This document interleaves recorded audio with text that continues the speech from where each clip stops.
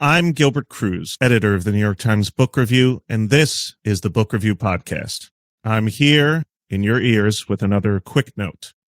You now have the ability to subscribe to New York Times Audio.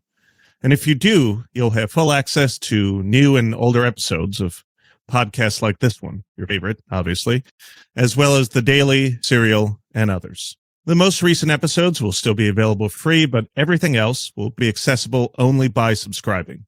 We hope you'll consider doing so.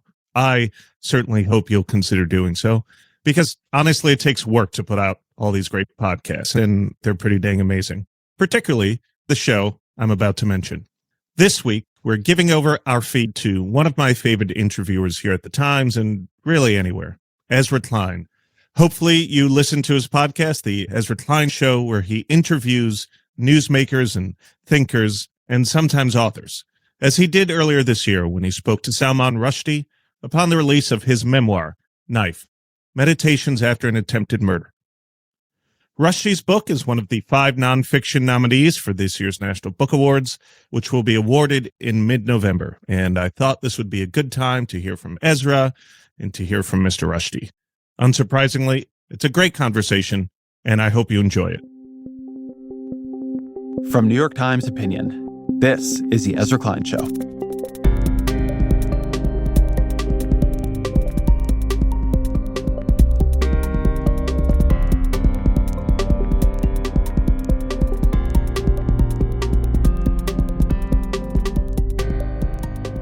I feel like I've always known who Salman Rushdie is. Long before I read literary fiction, he just sat in my consciousness as the author of this eerie-sounding novel called The Satanic Verses, a novel so somehow dangerous he had to go into hiding after the supreme leader of Iran said he and anyone involved in it should be killed for blaspheming Islam. So Rushdie sat there in the back of my mind for decades. I didn't think much about him. The whole story felt like this weird relic of the 80s. But then in August of 2022, I saw the news that a fanatic with a knife had tried to carry out the fatwa, had attacked Rushdie during a speech, and nearly killed him. There was confusion and panic. The attack happened in full view of the audience, with Sir Salman left injured, lying on stage, and eyewitnesses in deep shock. Witnesses say Rushdie's attacker stabbed him 10 to 15 times before members of the audience grabbed him and restrained him. Rushdie is currently on a ventilator, unable to speak. According to his book agent, the 75-year-old's liver was punctured. He suffered severe nerve damage to his arm and will likely lose an eye. Rushdie was attacked yesterday morning in front of roughly 25... Rushdie survived, though he lost an eye to the attack, and the recovery and the rehabilitation was grueling. And he began to write again. And his latest book, Knife, is about the attack. It's about his life. It's about his marriage. It's about his children. And I think at its core, it's about something else too. It's about the invention of other versions of him that became more real in the world than he was. Other versions of him that almost got him killed. And this is what I now understand after reading Knife. What I now understand after I went back and read for the first time the Satanic Verses. I have never known who Salman Rushdie is. And maybe not just him. How many people out there do I wrongly think that I know? As always, our email for guest suggestions and reflections, EzraKleinShow@nytimes.com.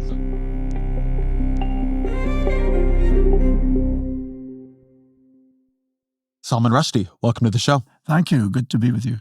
I want to begin with a story you mentioned a little bit offhandedly in the book, which is this story about The Shadow by Hans Christian Andersen.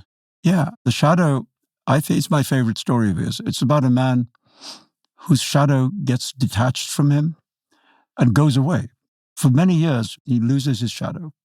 The shadow has traveled the world. The shadow is quite sophisticated and cool, and in some ways is more interesting than the man. And the shadow returns. And the man and the shadow spend some time together, and then the man meets this princess who he's very taken by and interested in, and the princess decides that she prefers the shadow to the man, and actually the shadow manages to persuade her that he's the real thing and the man is the echo or the phony or the shadow. And so in the end, the shadow manages to arrange for the man to be executed. So the shadow takes over the life of the man. So what did that story mean to you? Why put it in this book? It meant to me that a thing that happens more and more often, I think, is that a shadow self can separate itself from the person and end up becoming in some way more real than the original person.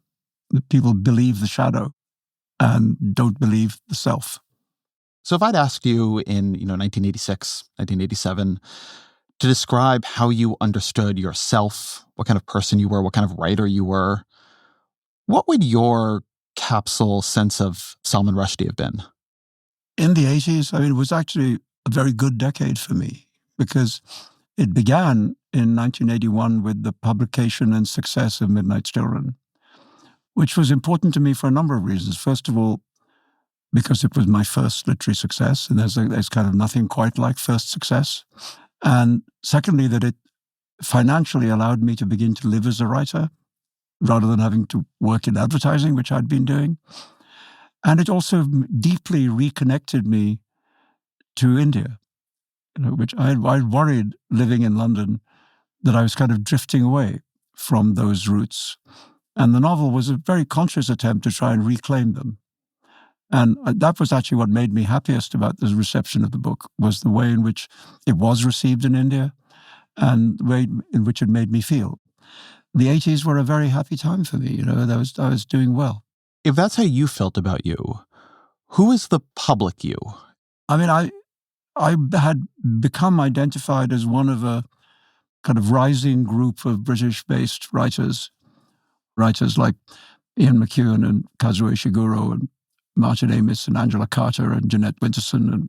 And there's a bunch of us all roughly coming up at the same time. And we got identified as this kind of special generation. And so there was that. I also had become perhaps a little bit more politically engaged than some of the others. So I had written and done things on television about racism in England and post-colonialism, the remnants of the empire. And so I was also associated with that kind of subject. And then came the Satanic Verses, and it changed everything. When you began writing the Satanic Verses, what did you understand yourself to be doing? What kind of book were you writing? So I was writing these three stories. One was about a character with the name Jibril, which is the Indian version of Gabriel, who was a movie actor who's losing his mind and arrives rather dramatically as a result of an airplane explosion in 1980s London, at a time when the race relations situation was quite tense. And this is the period of Margaret Thatcher's government. And I guess what I thought I was doing was thinking about what happens to people when they migrate from one culture to another, and how much of their identity is brought into question by doing that. They're in a language that isn't their first language, and they're in a community that doesn't know them. And they very often are in a belief system, surrounded by a belief system or systems which are different from their own. And so they face all these challenges. And I remember thinking, well, if that's what I think, then I should try and make the novel itself that kind of challenge. And so the question of religious belief and so on becomes one of the subjects of the book. And Jibril having these dreams about the birth of a religion. And I thought I'd made sufficient distance, because in the novel and in his dreams, the religion is not called Islam, and the prophet is not called Muhammad, and the city is not called Mecca. And all this is happening in the dreams of somebody who's losing his mind. I thought, this is what we call fiction. Yeah, some people took it the wrong way. What is it literally in the book? What is the actual story you tell in the book that causes this offense? Well, of course, the people who attacked the book had not read it. So there's that. But there is a well-known story that is in many of the traditions of Islam. To put it simply, there were three very successful, popular winged goddesses in Mecca at the time, whose temples were at the gates of the city. It's a big trading city, so people would come and go through the gates, and they would make offerings at these temples, or put it another way, pay taxes. So the families that ran these temples were very wealthy and powerful in the city. And so the theory is that the prophet was offered a deal. And the story goes that he comes down from the mountain and recites some verses which accept the status of these goddesses at the level of the angels. And then we don't know what happens, but it seems as if there was a lot of opposition to his statement from amongst the new faithful. And then after a period of time that's unclear, he rejects those verses. And he says that the devil spoke to him in the guise of the angel, and that these were satanic verses, which should be expunged from the Quran, which they were, and replaced by other verses in which he discounts these goddesses. So that's the episode about a possible temptation and then the rejection of the temptation. And I thought, that exists in many religious traditions. And actually, he comes out of it quite well. So, I came across this story when I was at university, when I was at Cambridge, and one of the things I was studying was early Islamic history. And I came across this story, and I remember thinking, good story. And that was 1968. And I guess 20 years later, I found out how good a story it was. When the book comes out, I was going back to try to understand the timeline here. The fatwa against you, and I hadn't understood this, anybody involved in the publication of the book, that doesn't happen for 5 months or so. 5 or 6 months, yeah. So what is the initial reaction to the book? When people first get their hands on it, what do the reviewers say? How do you understand, because there's always a difference, how do you understand that people have understood the book? Well, the reviews were good, but not sensational.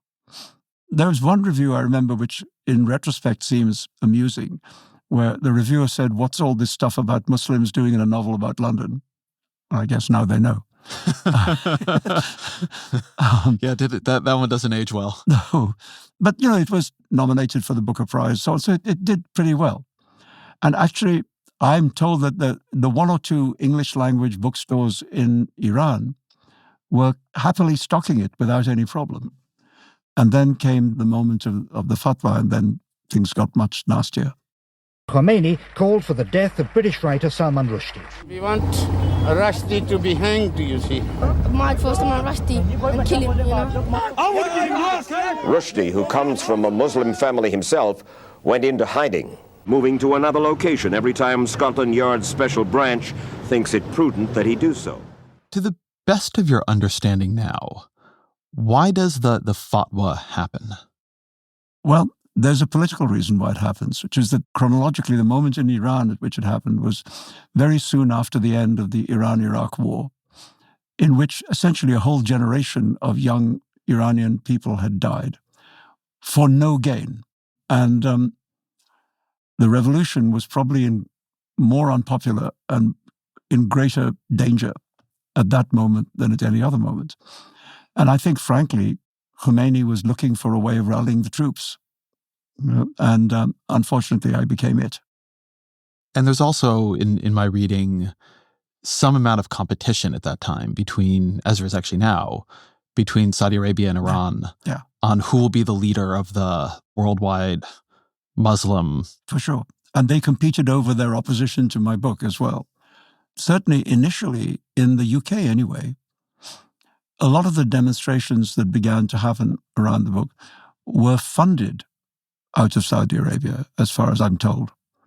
And then the Iranian fatwa came and hijacked it. So they kind of piggybacked on what initially had been a Saudi-led protest and took it over. During the course of the 9 years or so of the police protection, I was told maybe 6 times that there were serious assassination attempts underway, that people had entered the country with an intention of carrying out the threat. Other people involved with the book in other countries were attacked and killed, which is something I did not know. Yeah, the worst thing was the Japanese translator of the book, who was a college professor who was actually a specialist in Islamic history and art, and who translated the book into Japanese, was murdered one night near his office on campus in Japan. And my Italian translator was attacked at his residence, fortunately survived. And my Norwegian publisher was shot several times in the back while getting up in the morning to go to work. And he also kind of miraculously survived. I felt horrible, because it felt like these were proxy attacks that they really wanted me. They couldn't get at me, so they got at them. And I remember calling William Nygaard, who was my Norwegian publisher, to apologize to him. And he said, Salman, don't apologize. I'm a grown-up. I knew that I wanted to publish the Satanic Verses, and I'm very happy that I did. And then in a kind of wonderfully publishing way, he said, and guess what? I've just ordered a very large reprint. I guess in publishing, that is the best revenge. I mean, there's occasions where I felt myself in the company of really brave people. And I think if you've just been shot 3 times in the back and your reaction to that is to order a reprint, that's courage. So I had not read the Satanic Verses until preparing for the show with you. And I think if you had never told me anything about it, I would never have assumed there had been any reaction to it at all. Yeah. It reminded me as a book, more than anything else, as I read it, of White Teeth by Zadie Smith, which I think the Maybe causality goes the other way. Around. Yes, I mean, she said you're an influence on her, so I just understood that because I've read it first. Mm-hmm. It's a very fun, stuffed, manic, exciting, imaginative novel, but it's nothing like what I had believed. No, it's true that the novel that was invented for public obloquy doesn't actually exist. And I've had it happen to me, I can't even tell you how many times, that people who, like you, have finally got round to reading the book have said to me, well, where's the problem? Where's the dirty bit, if you like? They don't see that it's there. And the other thing people say to me is, who knew it was funny? Well, that was actually my first reaction. I didn't expect the tone of the book at all. It wasn't the tone I assumed of the book. It wasn't the tone I assumed of you. It's very funny. It's very alive. Before the Satanic Verses, the books I wrote before that, people thought they were funny. People would write about me as a funny writer. That was often mentioned in what was said about me. And after the Satanic Verses, for a long time, nobody wrote about me as a funny writer. It was as if, because the thing that had happened to me was not funny, that was kind of dark and obscurely theological, it was assumed that I must be dark and obscurely theological. It was as if the characteristics of the attack were transposed onto the person being attacked. Huh. So I became the personification of the characteristics of the attack. And that other me, who was funny and antic and interested in mythology and fantasy and politics and history, that person vanished. In a way, the biggest damage that the attack on the Satanic Verses did to me was not physical danger. It was the damage to people's thinking about my writing. And a lot of people, I think, who might have enjoyed the book and might have enjoyed my books in general, have been put off by the kind of shadow of the Islamist attack. But it was almost universally true that the people who attacked it did not read it. I mean, I remember seeing a television interview when I was still living in England with one of the leaders of the Indian Muslim protest against the book. And the television reporters asked him if he'd read it. And he said this kind of rather wonderful thing. He said, no, he said, I don't need to walk in the gutter to know that it contains filth. So that was the kind of attitude. You don't need to read it. It's just bad. And so in that way, the book, no less than the person, can have a shadow. Yeah, it was really upsetting to me, which is why in those early days, there were a lot of people who were defending me, my right not to be murdered, and so on. But I kept saying to them, could you please defend the text, defend the book? And not that many people did that. In fact, there was a kind of gag going around in those days that the book was impossible to read, unreadable, which was a way of excusing yourself from reading it.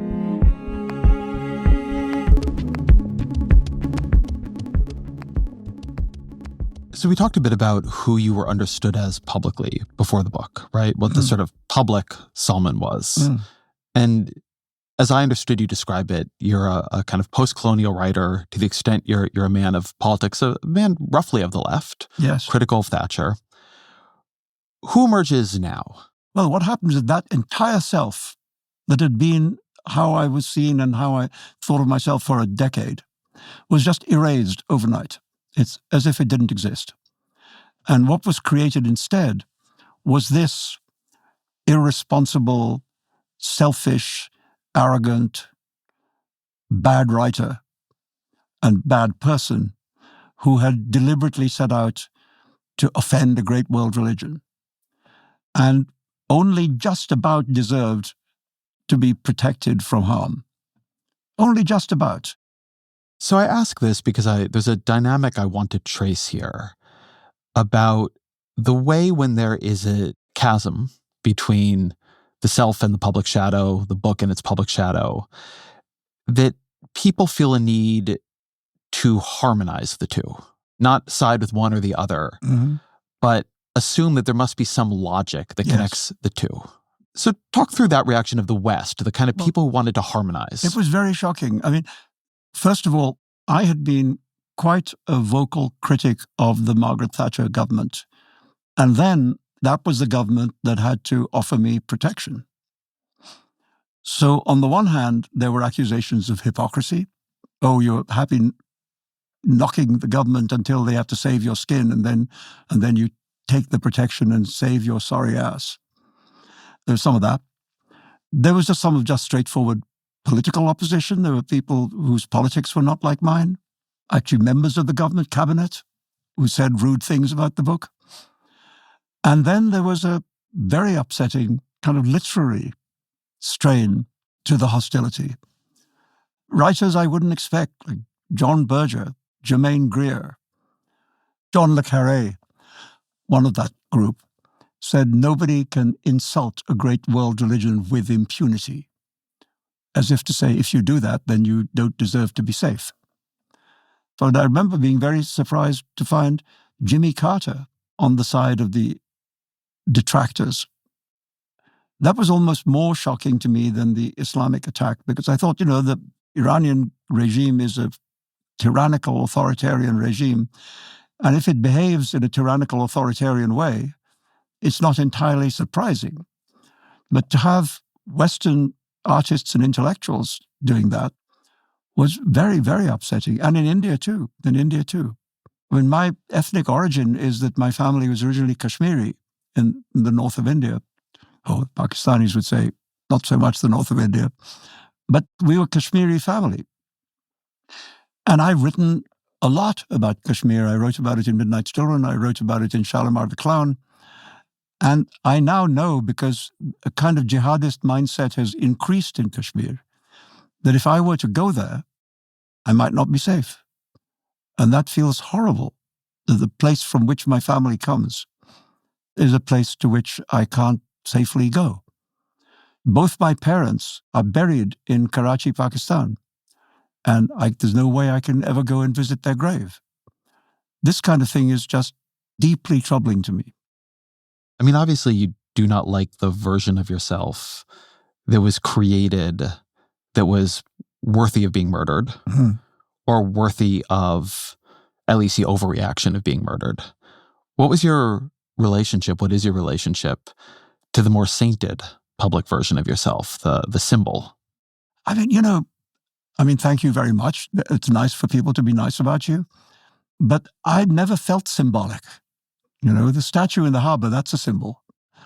I feel like a working artist, and I would like to be known and judged by the work that I make. Having said that, I was involved in the free speech issue before anything happened to me. I mean, I was working with the British branch of PEN, trying to defend various writers in trouble in various parts of the world. I was doing my bit for that effort. And then a lot of writers' organizations really came out to bat for me, really stood up for me. And I was very grateful for that. And so that became a part of how I saw myself. I have to say, a secondary part, because I still think the person who sits alone in a room and makes things up is who I really am. Tell me a bit about that dynamic, because you kept writing. Yeah. How did your writing change under this pressure? Well, I tried to not let it change. I remember thinking very consciously, quite early after the fatwa and all that. Of course, there was physical danger. But there was also artistic danger. There were ways in which this attack could destroy me as an artist. It could frighten me. And so then I would not write anything risky. I would write safe little frightened books. Or it would fill me so much with anger and a desire for revenge that I would write revenge books. And I've told myself that both of those would be the destruction of my artistic independence, and whatever quality I have as a writer, it would destroy. I think probably one of the greatest acts of will that I've ever performed in my life was to try and not let my writing be knocked off track by the attack on the Satanic Verses. You moved to New York what year? 2000.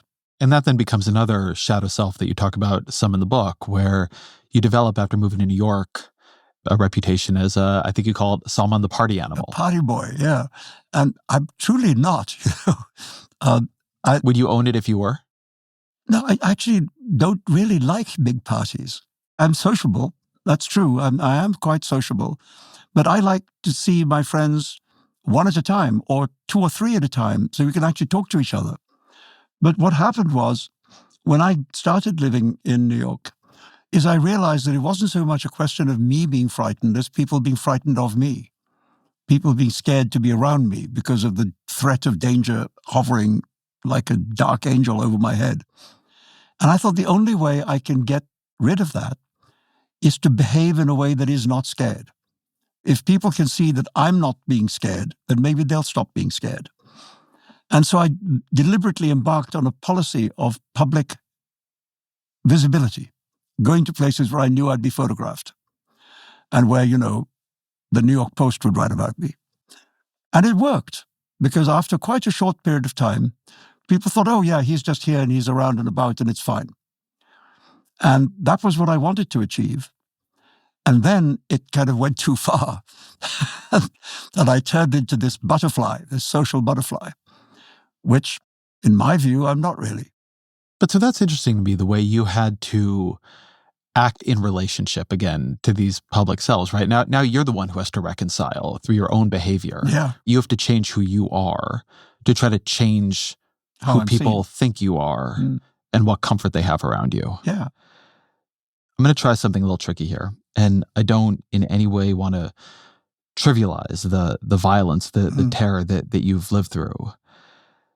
I was struck with the thought that you have for decades now lived in the most extreme possible version of what seems to me to be a very modern condition, in which little scraps of yourself, scraps of things you've written, or echoes of interpretations of things you've written, ricochet around an internet or a world and create this other version of you that people begin to believe in. Yes. And I think this happens, again, in a very small and much less terrorizing way to people all the time on TikTok, on Facebook, on X. They say something, or they said things, or they've been a person, and soon a version of them emerges that is more real to other people than they are. Yes. Do you think this is a more common thing? Well, I certainly agree entirely with how you describe the creation of false selves by this new weapon of social media. I've often thought that if these things had existed in 1989, I would have been in far more danger, because the speed with which material can be transmitted is so much greater, and the way in which groupthink can be created and mobs can be created would have enormously escalated the danger. At that time, the most sophisticated method of transmission was the fax machine. And that kept the lid on it to some degree until Khomeini blew the lid off. I know that there are 2 or 3 graphics containing absolutely false quotes from me, things I've never even come close to saying, which keep cropping up. People keep retweeting them and repeating them. And even though I have once or twice said, look, this is nonsense, I never said this, that doesn't stop it. It just keeps going. So there are quotes ascribed to me, views ascribed to me, which I don't hold, which are actually antithetical to things that I think. But they're out there. I mean, I think to some degree it's always been the case before social media that there's a disconnect between the private self of the writer and the way in which they're publicly perceived. I mean, I wrote a little bit about this. I said various writers, Günter Grass, Jorge Luis Borges, Graham Greene, they all had this sense of there being a public self which wasn't quite them, but which was how they were seen. And I had a kind of magnified version of that, I think. And social media certainly helps to magnify it. I mean, I think on some level that has always been true for everybody, right? There is the person we are, although I'm not somebody who believes that is a very stable concept. No, that's an unstable concept. And then the way we are seen by our families, by our friends, by our lovers, by our antagonists, by our colleagues, whomever. Yes. The thing that feels different, something extraordinary typically had to happen for the distance between your private self and your public self to matter at any significant scale. Yeah. But what strikes me is that the experience at a modest level has been democratized. Yes. The number of people who are not famous, who are not a well-known writer, who do not have demonstrations in the street against him, who can nevertheless become the main character on social media, who can see a version of them just ricochet through local high schools as people post something about them on Facebook or on Instagram, and then everybody else is commenting. I mean, kids commit suicide around this all the time now. Yes, they do. It does feel to me like a difficulty of being just alive now. I mean, when these things arrived, Facebook, Instagram, Twitter, I thought this is very interesting, and it's a new way of talking to each other. And certainly if you're a writer, it's a way of talking to your readers without any intermediary. And that's enjoyable. And for a moment, I participated in this and was quite enjoying it. I think maybe it changed and the world changed in the way that you're describing. But I suddenly began to think, this is a room containing people that I don't want to be in the room with.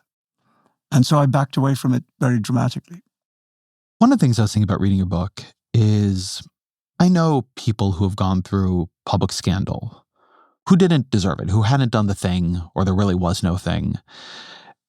One thing I've noticed is many of them go through a period, sometimes don't even get out of the period, of believing they must somehow deserve it, right? They do the reconciliation in their own head, that even if they didn't do the thing that they're being denounced for, or it's not even clear what they're being denounced for, they almost have to believe they did something deserving of it for their reality to make sense to them. They do the violence to themselves of believing in the shadow self, right? More than they still believe in themselves. Did that happen to you? Yeah, it did right at the beginning. I began to believe that two things. That first of all, there was a kind of category mistake about the Satanic Verses, which was being treated as a work of polemical fact, whereas actually it's a work of imagination and fiction. If I can just explain that this is not fact, this is fiction, that people would say, oh yeah, we get it now. And that was kind of foolish, but I thought it. And then I thought, if I can just explain in interviews and essays and so on who I am and what I thought I was doing and why I believe it to be completely legitimate, that people would again go, oh gosh, we made a terrible mistake. Yeah, he's a nice guy after all. Let's stop.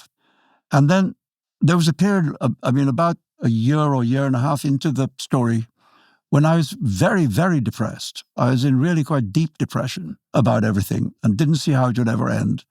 And I thought maybe what I have to do is to reach out to the Muslim community and try and apologize, and I did. And it rebounded very hard in my face. And actually my sister, who I love and is closer to me than anybody else in the world, is 1 year younger than me. She describes herself my much younger sister. Called me when she heard me making these apologias, She said, what the hell are you doing? Have you lost your mind? And I thought, yes, I have. Yes, I have. I'm behaving in a deranged way. And that felt to me like hitting rock bottom. I hate that this is true about culture right now. I don't know that I've ever seen it be the case, or at least very rarely seen it be the case, that apologizing, whether the person did something or did not do something, helps. Because what apologizing seems to me to do now is it gives people the license to believe that it was all justified in the first place. Like if it's you submitting to the reality. That's why, in a way, I think there's a crazed power to people like Donald Trump who exist in a world without, I think, personal shame. Mm-hmm. Because they don't apologize, they're able to keep the instability of the different realities coherent. I never lost the election. I never did anything wrong. Yeah. I never did any of it. So there never needs to be a moment where the people who are on their side have to reconcile for sure. the sort of admission of wrongdoing. Whereas the people who try to come out and be decent people about it and say, I did do something terribly wrong here. Suffer. No, shamelessness is the great public weapon of our time. Yes. If you really have it, and yes, of course he does in spades, you can do what he's done, which is to spend a lifetime getting away with it. I mean, not just since he's been in politics, but way before then. I mean, getting away with it is his great skill. And the tool that he uses is absolute lack of shame. And I mean, I would put in a miniature way the ex-British Prime Minister Boris Johnson in the same bag. Absolute, total liar in everything he says and does, and totally shameless about it, and gets away with it until he didn't. I mean, I do think we live in this age, right, where you have a global community, an algorithmic global community, and communities discipline in the first instance through the application of shame, through shaming each other and eliciting shame in each other. And that's a supercharged dynamic in modern life. Yeah. And so if you happen to be immune to it, right, if you happen in ways that are, I would suspect, usually quite personally destructive, to be immune to it is often a very important disciplining emotion. It's a superpower. It becomes, as you put it, a superpower. Yeah. I find myself withdrawing from this modern world as much as I can. So this is maybe a function of being almost 77 years old, but I really go less and less towards social media. I barely use it now. And every time I go there, I kind of wish I hadn't. So I think maybe I'll just, whatever years are left to me, manage to do it without being a part of the modern world.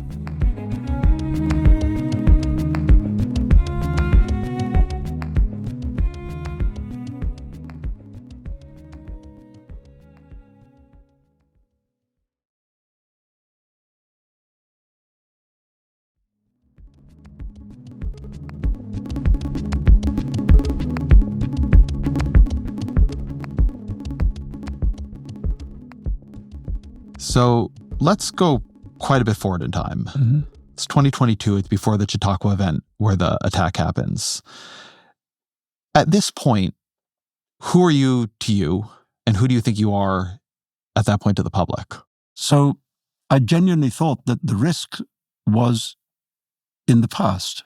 And I had 22 years of evidence for that. So it wasn't unreasonable to believe that.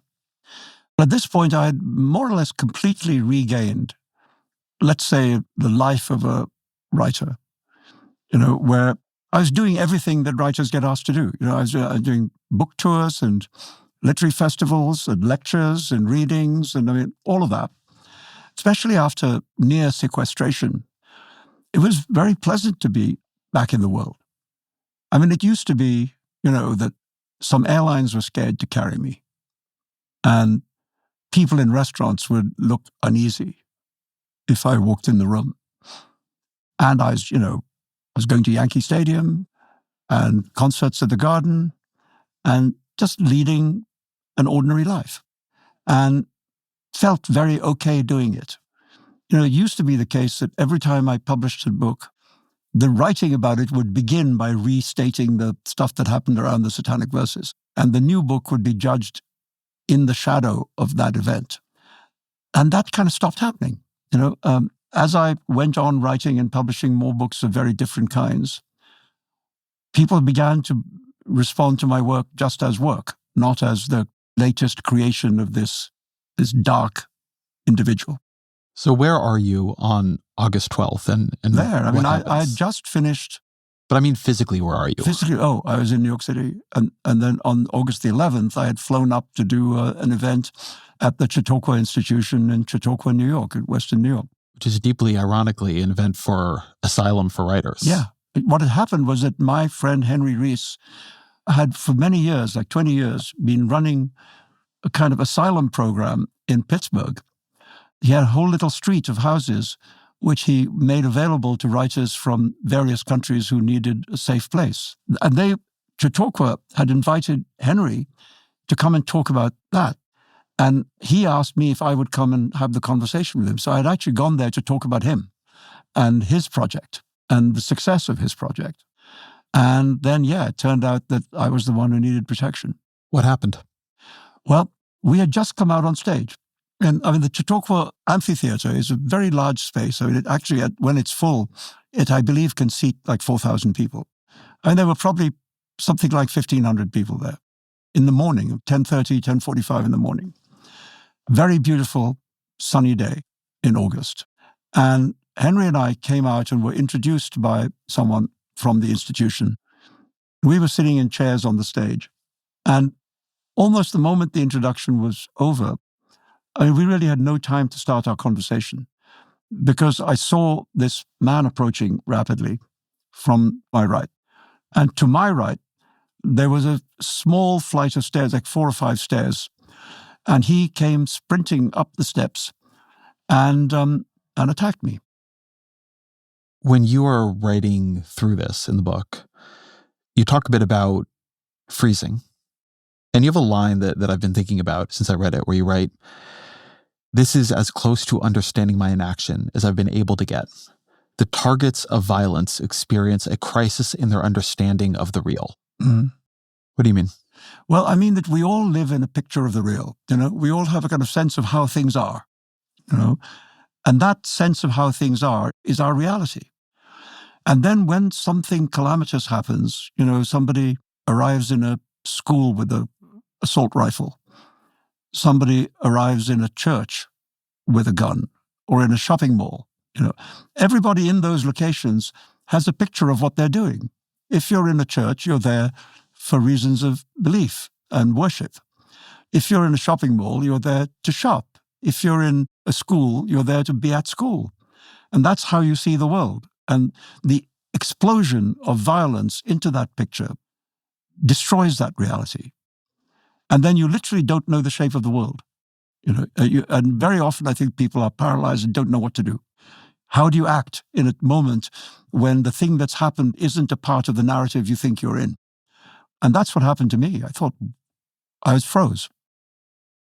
The attack was a knife attack. Mm-hmm. And you write that a gunshot is action at a distance, but a knife attack is a kind of intimacy. Yes. What's intimate about it? Well, it's right in you. It's right up against you. This guy there wasn't even an inch of space between him and me. And he's not shooting from a distance. He's not shooting an arrow. He's right up in my face, sticking a knife in me. And then, of course, I fell down, and he was on top of me. So that's about as intimate as you can get, to be underneath somebody who's on top of you. There are other occasions when that happens, and those are more pleasurable. I realized when I read you write this, I thought about the intimacy of it for you. And it's only hearing you say it that I think about the intimacy for him. Yeah. Right? I'm not saying I can imagine standing 50 feet away from somebody and shooting them. But the idea of charging them. Yeah, and sticking a knife in their neck. Jumping on them, sticking a knife in their neck, in their eyes, slashing at them. Yeah. I don't know what state of mind you have to be in to make it possible to do that. You're trained your entire life socially. I feel weird asking somebody for the time. Yeah. It's just too close up. Yeah. Some of the book is about trying to understand him. What do you know about the attacker? Like, how did he end up there? And how did he end up there with the level of hatred or determination? Well, I know very little. There have been just a couple of newspaper reports on which I base my knowledge of him. There was one interview that he gave from prison to the New York Post, in which he said a little bit about his life. And then there was a second interview, I forget in which journal, that his mother gave about her horrified reaction to what had happened. And what seems to be the story, as far as I can piece it together, is that his parents were of Lebanese origin. They moved to the United States, and he was born and raised in Jersey. His parents separated. His father went back to Lebanon. His mother stayed in New Jersey with himself and his sisters. And until he was approximately, I don't know exactly, but approximately 19-ish years old, that's all he was. He was a kid growing up in Jersey and had no criminal record. And then at about that time, he chooses to go to Lebanon to visit his father. And according to his mother, when he first got there, his father lives in a village which is very near the Israeli border and is a very strongly Hezbollah village with billboards of Hezbollah heroes around the streets. His mother says that when he first got there, he really didn't like it. He wanted to come home right away. But he stayed only for about a month. And he came back a month later and, according to his mother, had completely transformed, was a different person, and was now angry with her for not having taught him properly about religion. His mother's house in Fairview has a basement, and he went and sequestered himself in the basement, lived separately from everyone else, playing video games and watching YouTube videos. Essentially, he lived a kind of, as far as I can see, a pretty solitary kind of loner's life for something like 4 years between his visit to Lebanon and his decision to attack me. And somehow in that period of time, he becomes the kind of person who can commit murder.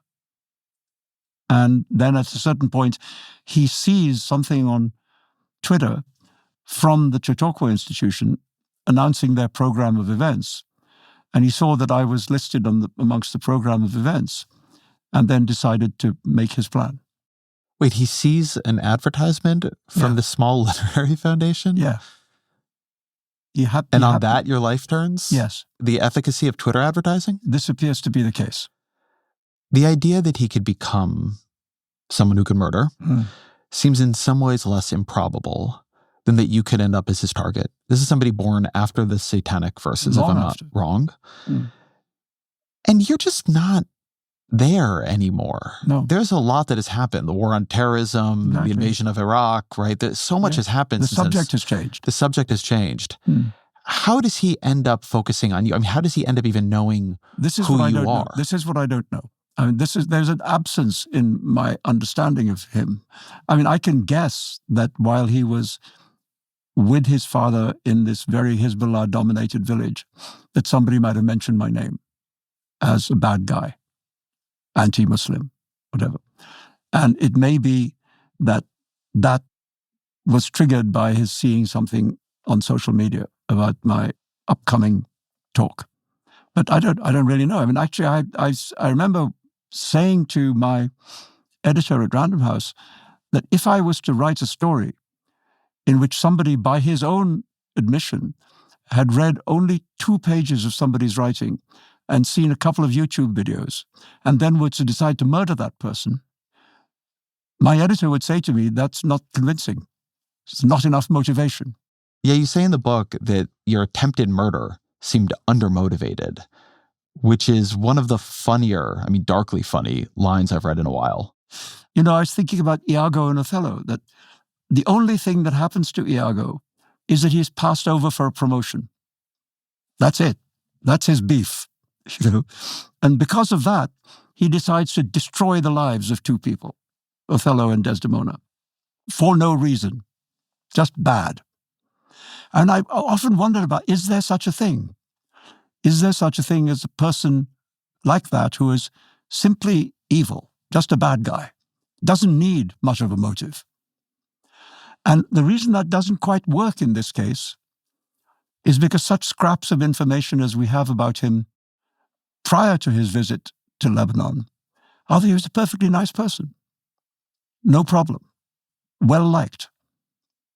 So the transformation is what's interesting. But there's a way in which, in addition to him being a bit of a cipher to you, he's trying to kill some other version of you. The thing that struck me so much about it, he doesn't actually know anything about you. He didn't really case the target. No, he didn't do any research. He seemed very uninterested. It's very casual. Very uninterested in knowing who it was that he'd decided to murder. Just because, I guess, he'd heard from people he was influenced by that I was some kind of demonic figure.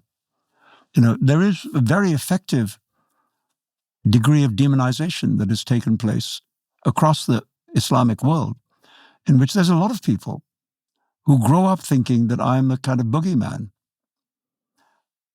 On the other hand, his own family were not like that. They were not fanatics. They were perfectly secularized American citizens. So I don't know where he got it from. You decide not to go to try to interview your attacker. I think the core of the book, and in some ways the apogee of the book, is this imagined dialogue between the two of you. And one thing you say to him in this imagined dialogue is, quote, "I know that it is possible to construct an image of a man, a second self that bears very little resemblance to the first self, but the second self gains credibility because it is repeated over and over again until it begins to feel real, more real than the first self." And you imagine saying this to him, almost as a way of helping him understand what he was doing. You are creating his shadow self, right? You are creating a version of him that is now more real in the world than he is. I hope so. Tell me about that. Well, I included this anecdote about Samuel Becket being the victim of a knife attack, and he almost died. And in his case, he actually did go to confront his attacker in court and said to him, "Why do you do it?" And all the man was able to say was, "I don't know, sir, I'm sorry." And I thought, that's useless. That doesn't get you anywhere. And I thought, even if I was permitted by his lawyer or whatever to have a meeting, I would get some banality. I probably wouldn't get an apology because there's no indication of any remorse. But I would get some form of ideologue, sloganized answer, which wouldn't get me anywhere.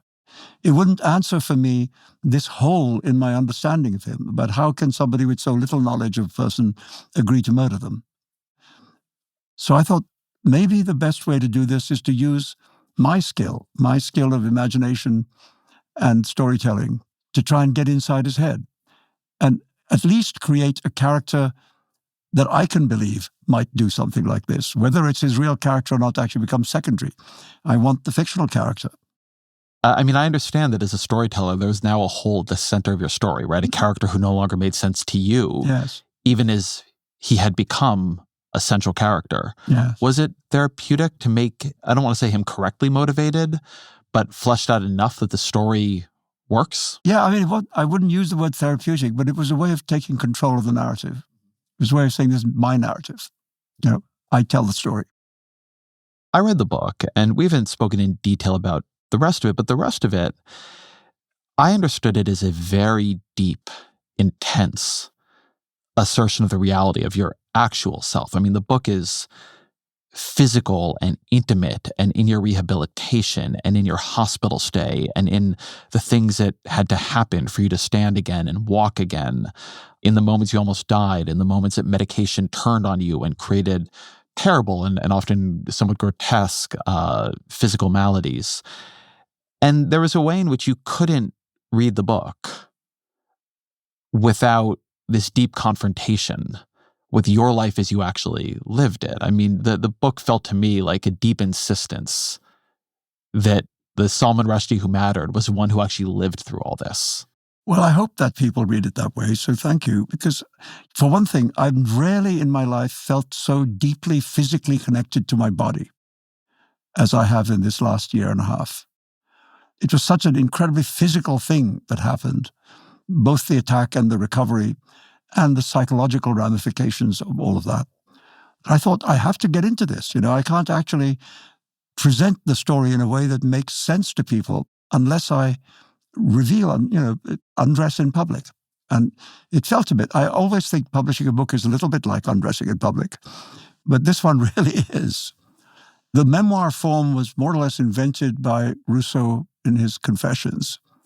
And ever since then, I've always thought the principle of the autobiographical memoir is tell as much truth as possible. If you're not going to tell the whole, naked, unvarnished truth, don't write the book. There are the parts of the book that are literally like that, where you are undressed, you're being operated on, you're in a surgical room. And then there are the parts that actually felt more like that to me because they were so intensely vulnerable. And there's a dimension of the book, and you come back to it a few times, where you somewhat insist on your own life as a tragedy. You somewhat admit a kind of defeat. And I wanted to talk about that, and I wanted to see, rather than having me read this, I wanted to have you read it. It's from Knife. The most upsetting thing about the attack is that it has turned me once again into somebody I have tried very hard not to be. For more than 30 years, I have refused to be defined by the fatwa and insisted on being seen as the author of my books. 5 before the fatwa and 16 after it. I had just about managed it. When the last few books were published, people finally stopped asking me about the attack on the Satanic Verses and its author. And now here I am, dragged back into that unwanted subject. I think now I'll never be able to escape it. No matter what I've already written or may now write, I'll always be the guy who got knifed. The knife defines me. I'll fight a battle against that, but I suspect I will lose. Yeah, I was in a bad mood when I wrote that. Yeah, I was going to ask if you still feel that way. Up to a point I do, yes, because it took me so long to shake off the shadow of the fatwa itself in those years and to have people begin to respond to my books just as books, whether they like them or not, anyway, it doesn't matter. But that shadow wasn't hanging over people's response to my work. And now here it is again, and I don't know if whatever I write next will be read in the light of this attack, or whether people will be able to read and judge and enjoy it on its own terms. This book, even that paragraph, struck me as a different answer to the question than I think you've sort of admitted to giving. You've written a sort of autobiography before, a memoir called Joseph Anton, which you did in the third person. This book is in the first person. And it doesn't really seem to me this book is about being the writer of books. This book is about being a person. Yeah. Right? Like a person in a physical body who could die, who has a wife he loves, who has children. It just forced an understanding of you as a person. Yeah, it's a very bad reason for having to write a self-portrait. But it is intended as a self-portrait. And with, as I say, as much openness and undefendedness as I could manage. Did trying to write this self-portrait, did it change your sense of yourself? Yeah, that's a good question. No, I think it just in some way clarified it. One of the questions I ask myself in the book is, given that you've been, by great good fortune and medical skill, given a second act that you weren't supposed to have, how are you going to use it? What will you do with that gift of time? And the reason why so much of the book is about love and family is because that's what's right at the front of my head now. In whatever time I have left, I hope it'll be a while. That's what I want to focus on, that and work, and frankly, nothing else. I think, look, this is the 22nd book. If there aren't any more books, that's okay. There's a lot already.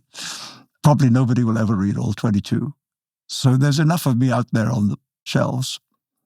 I hope there are some more, but the priority now is to lead a life of loving and being loved. That's what I think this thing has taught me. I think that's a nice place to end. So then, always our final question, what are 3 books you would recommend to the audience? So I would recommend Don Quixote. For many people, the first great masterpiece in the novel form, and for many people, the greatest. Especially also because there's now a wonderful new translation of it by Edith Grossman, which makes it very accessible to English readers. Previous translations were frankly a little dull, but this one is fantastically vivid and alive. So that, yeah. I will have to say, because I think it's the greatest novel of the last however long, 100 Years of Solitude by Gabriel Garcia Marquez. And please read the book rather than watch the Netflix version. Garcia Marquez himself refused to allow the book to be filmed during his lifetime. And it's a great shame that his heirs have overruled that. But 100 Years of Solitude is one of the most joyful books ever written. From the first sentence, you were plunged into this world of magic. And what would be the third? I mean, I think, of the three great masters of the 20th century, Joyce, Proust, and Kafka, we live in Kafka's world. So I would probably say The Trial or The Castle, or both of them. So that's 4 books. Salman Rushdie, thank you very much. Thank you.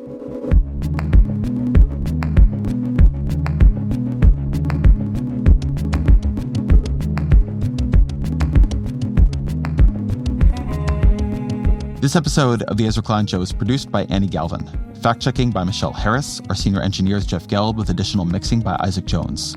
Our senior editor is Claire Gordon. The show's production team also includes Roland Hu, Kristen Lin, and Aman Sahota. We have original music by Isaac Jones, audience strategy by Christina Samuelewski, and Shannon Busta. The executive producer of New York Times Opinion Audio is Annie Rose Strasser.